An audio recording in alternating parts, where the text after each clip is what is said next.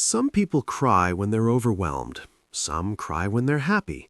Some cry during movies, conversations, or moments they can't fully explain. And somewhere along the way, they were told this meant something was wrong with them, that they were too sensitive, too emotional, too weak.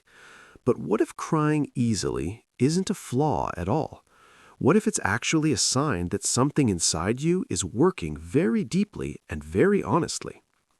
If you've ever felt embarrassed by your tears, if you've ever tried to hold them back so others wouldn't judge you, stay with me, because the psychology behind people who cry easily tells a very different story than the one most of us were taught. People who cry easily are often misunderstood because society confuses emotional expression with emotional instability. Psychology shows that this isn't true. Crying isn't a loss of control. It's a form of release. It's the nervous system responding to emotional intensity in the healthiest way it knows how. Research indicates that people who cry more easily tend to process emotions in real time. Instead of suppressing feelings, their minds allow emotions to move through the body. Tears are not a breakdown, they're a pressure valve. Think about it. Some people feel deeply but hide it. Others feel deeply and show it. The feeling itself is the same, only the expression is different. One major reason some people cry easily is emotional sensitivity. And sensitivity in psychology isn't weakness. It means your brain notices subtle emotional cues that others miss. Tone shifts, facial expressions, unspoken tension in a room. Your emotional radar is simply more active. This is why people who cry easily are often deeply empathetic. They don't just understand what others feel, they feel it with them. When someone else is hurting, their body responds as if it's happening firsthand. Research shows that high empathy is linked to stronger emotional reactions. Tears become a natural response to connection. It's not that these people can't handle emotions, it's that they experience them fully. Another reason crying comes easily is emotional honesty.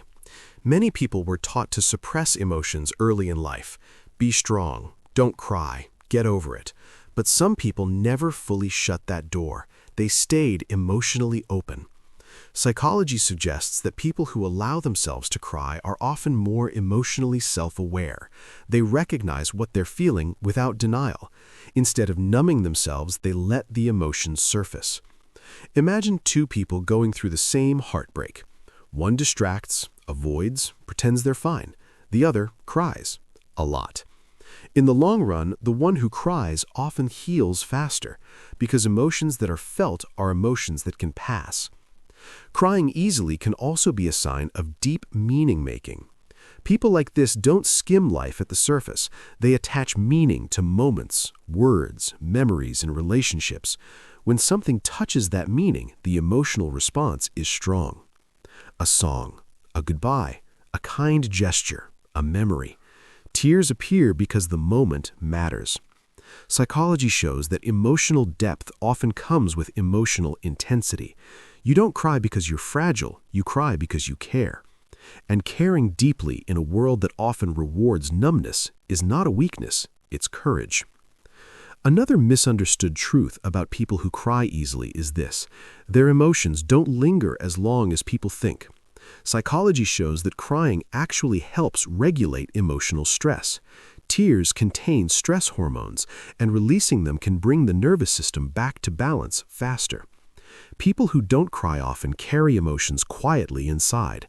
They function, they smile, they cope, but the emotion doesn't disappear. It settles, it hardens, it shows up later as burnout, irritability, or emotional numbness. People who cry easily don't store emotions the same way. Their system releases instead of hoarding. What looks like too much emotion in the moment is often less emotional weight in the long run. There's also a strong link between crying easily and emotional intelligence. Research indicates that people who can identify and express emotions tend to have healthier relationships. They communicate feelings instead of expecting others to guess. They don't pretend everything is fine when it's not. This honesty creates depth in connections. Yes, it can feel vulnerable. Yes, it can feel exposed, but it also creates trust. People know where they stand with you. There's no emotional guessing game. Many people who cry easily grew up being told they were too much, too sensitive, too emotional, too dramatic. Over time, they learned to associate their natural responses with shame. Psychology shows that repeated emotional invalidation can make people hyper-aware of their feelings, not because they're fragile, but because they had to monitor themselves constantly. Am I reacting too much? Am I allowed to feel this? Ironically, this makes them more emotionally perceptive, not less. Crying easily is also common in people who feel things physically. Emotions don't just stay in the mind for them, they move through the body. Tight chest, lump in the throat, tears in the eyes. It's embodiment, not instability. Think about how children cry freely, not because they're weak, but because they haven't learned to suppress. Adults who still cry easily often retain that same emotional openness. They didn't shut themselves down to survive. That openness can hurt, yes, but it also allows joy, connection, and meaning to land fully. You don't just feel sadness more deeply, you feel love more deeply too. People who cry easily often love deeply, care deeply, attach deeply, and while that can lead to pain, it also leads to richness of experience that many people never access. The problem isn't that these people feel too much. The problem is that the world often doesn't know what to do with people who feel honestly. If you cry easily, it doesn't mean you're broken. It means your emotional system is responsive, alive, and tuned in. Psychology shows that emotional responsiveness is a sign of psychological flexibility, not weakness. You can feel something fully and still move forward. You don't get stuck pretending. Crying is not the opposite of strength. Suppressing emotion is not strength either.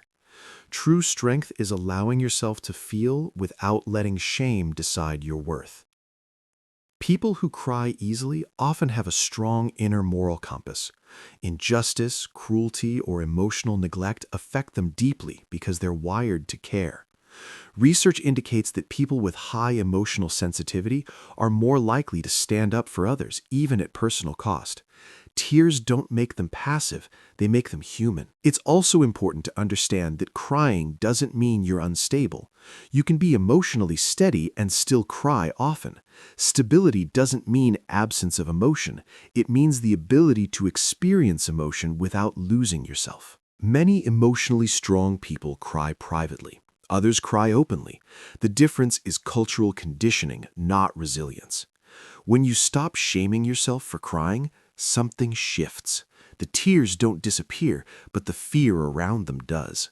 And without fear, emotions move through you more gently. You begin to realize that your tears have been trying to tell you something, not sabotage you. They signal meaning, overwhelm, compassion, truth. The world needs people who feel deeply. People who notice when something is off, people who are moved by beauty, pain, and connection. Without them, everything becomes colder, more efficient, less human. So if you cry easily, don't ask what's wrong with you. Ask what's alive in you. Ask what you're sensitive to, what you care about, what matters enough to move you.